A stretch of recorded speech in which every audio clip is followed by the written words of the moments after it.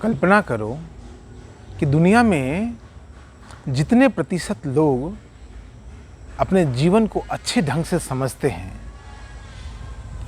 उनकी तुलना में यदि सभी लोग अपने जीवन की विभिन्न दशाओं को, विभिन्न स्थितियों को समझने लग जाएं, तो यह दुनिया कितनी सुंदर हो सकती है। बस इतना ही गौर करो, बस इतनी ही कल्पना करो, बस इतना ही इमेजिन करो और इस चीज़ को पाओगे कि मुट्ठी भर लोग दुनिया में बहुत अच्छे तरीके से अपने जीवन को जी पा रहे हैं। मुट्ठी भर लोगों के जीवन की जो उत्पादकता है, जो प्रोडक्टिविटी है, वो बहुत ही सुंदर है। मुट्ठी भर लोग अपने परिवार में, अपने परिवार को, अपने समाज में, अपने समाज को, अपने राष्ट्र में, अपने राष्ट्र को अच्छे से चला पा रहे हैं या चलाने का हुनर जानते हैं या चलाने की बारे में सोचते हैं। यदि वही प्रतिशत सभी पर लागू हो जाए तो दुनिया कितनी सुंदर हो सकती है। आज जो दुनिया के सुंदरतम देश हैं, आज जो दुनिया के विकसित देश हैं, वहाँ पर प्रत्येक नागरिक के भीतर यदि उत्पादकता को देखते हो तो वह भारत की तुलना में कहीं न कहीं ज़्यादा है। या कहो अविकसित देशों की तुलना में विकसित देश के लोगों का जो उत्पादकता, जो प्रोडक्टिविटी है, वो बहुत ज़्यादा है। भारत तो विश्व गुरु रहा है कभी, आज स्वयं का भी गुरु नहीं है। यह एक कड़वा सत्य, यह एक कटु सत्य है। आज यहाँ के लोगों की प्रोडक्टिविटी बहुत ही कम है। यह जो भारत दिख रहा है ना, यह मुट्ठी भर लोग, समूचे 150 या 140 करोड़ लोगों का इसमें बड़ा योगदान नहीं है।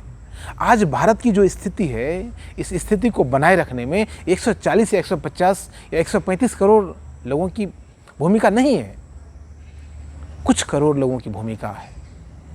यदि कुछ करोड़ लोग मिलकर भारत को इतना सुंदर बना सकते हैं तो अधिकतर मिलकर क्या कर सकते हैं, इसकी कल्पना करना जरा।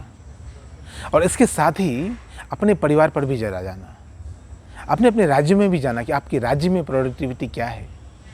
फिर जाना अपने परिवार में, आपके परिवार में कितने सदस्य हैं और उतने सदस्यों में से कितने लोग कितनी उत्पादक चीज़ों को समझते हैं, उत्पादकता को समझते हैं, इस शब्द को, इस टर्म को समझते हैं, इस टर्मिनोलॉजी को समझते हैं कि उनके जीवन से क्या क्या निकल के आ रहा है, उनके जीवन का उस परिवार में क्या, परिवार पर क्या योगदान है। और फिर रुकना मत, एक कदम और नीचे जाना, स्वयं पर भी जाना और देखना कि 24 घंटे में तुम्हारा जीवन कितना, क्या कुछ प्रोडक्ट उत्पन्न कर पाता है, क्या कुछ प्रोडक्ट प्रोड्यूस कर पाता है, पैदा कर पाता है। तुम अपने जीवन में जिस भी उम्र में हो, उस उम्र को तो रहने देना। फिलहाल एक दिन के बारे में सोचना, फिलहाल एक सप्ताह के बारे में सोचना, फिलहाल एक महीने के बारे में सोचना, फिलहाल एक साल के बारे में सोचना। एक साल में तुम क्या कर पाते हो? सिर्फ नए साल के मौके पर कुछ संकल्प ले लेते हो, बाकी खत्म। मैं कहता हूँ 24 घंटे के भीतर एक संकल्प लो। हर एक घंटे यदि आवश्यकता पड़े तो एक संकल्प लो और उस संकल्प को फिर उसको विजुअलाइज करके देखो, फिर उस पर काम कर, अमल करके देखो, उस पर इम्प्लीमेंटेशन करके देखो। तुमको पता चलेगा विकसित देशों की तुलना में हमारा देश किस प्रकार है और कुछ प्रतिशत लोगों की तुलना में हमारा जीवन किस प्रकार का है। उसके बाद आता है आत्म सुधार। अभी तो तुमने आत्म सुधार की बात समझी ही नहीं है, अभी तुम्हें आवश्यकता ही नहीं पड़ी आत्म सुधार की। आत्म सुधार किस लिए करना है, क्या सुधार करना है? हम ठीक ही तो हैं। धुले कपड़े पहन लिए हो गए, प्रेस करवा दे हो गया, काफ़ी है। भोजन कर लिया हो गया, इतना काफ़ी नहीं है। मेरे पीछे देखते हो, बुद्ध की अलग अलग दशाओं को देखते हो, ये जीवन की दशा को बयां करते हैं, यह अवस्था को बयां करते हैं। यह एक पोस्चर ही नहीं है, इस पोस्चर के भीतर बहुत कुछ है जिसे समझने की आवश्यकता है। मैं कहता हूँ आप भी अपने जीवन में झांकना, आपको भी पता चलेगा इसका राज क्या है। और अपने आप को तुलना करते हो, तुलना करके फिर अपने आप को बेचैनी में ले जाते हो। मैं कहता हूँ अपने आप की तुलना करना और अपने आप को बेचैनी में नहीं, अपने आप को सदचिंतन की ओर ले जाना। फिर कभी कोई साधु, किसी गुरु, किसी महायोगी पायलट बाबा जैसे और प्रतिम संत की आवश्यकता हो तो ज़रूर उनके पास जाना।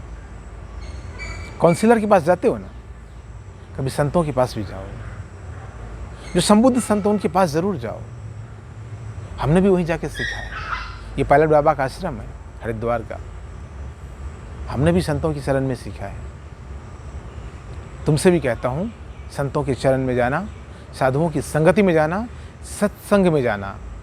कथा प्रवचन की बात नहीं कर रहा हूँ, सत्संग में जाना, तुम्हारा भी विकास होगा, तुम्हारा भी जीवन धन्य हो जाएगा। बहुत बहुत प्रेम, बहुत बहुत प्रेम।